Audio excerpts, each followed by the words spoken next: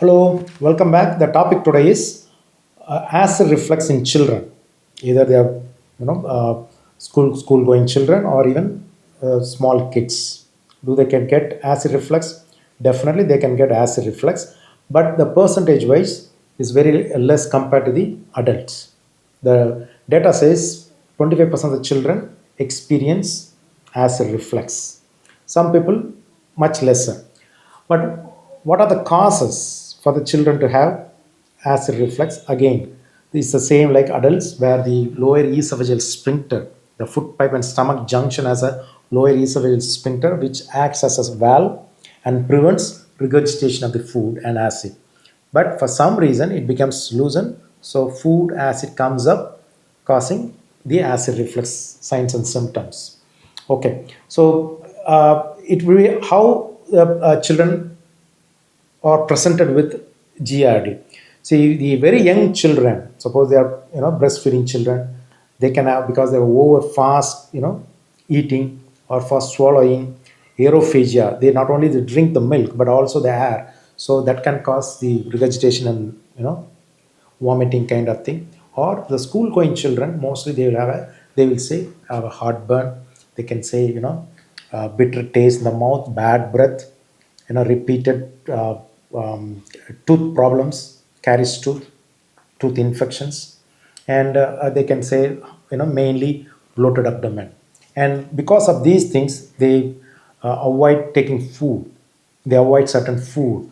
So because of the food is a very the intake is goes down, they can nutrition deficiency can happen, and even their growth can be affected, and the concentration, the studies, everything can go down. And what they do is they avoid, they refuse to take food.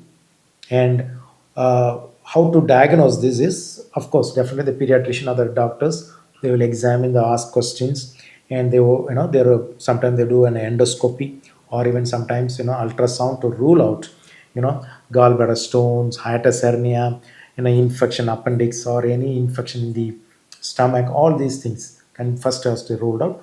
And very rarely, or very commonly, in fact, because of taking medicines, especially steroids or even asthmatic medicines, that can cause acid reflux. And mentally challenged children, they will have invariably they have a acid reflux. So once it's been diagnosed, the medical and non-medical management. So non-medical management first is to avoid certain food, and to take a lot of steam cooked food, taking stopping food after 7 p.m., and reducing the weight, especially the sedentary life has to come down and they have to lose weight. And instead of three times food, they can take six times food.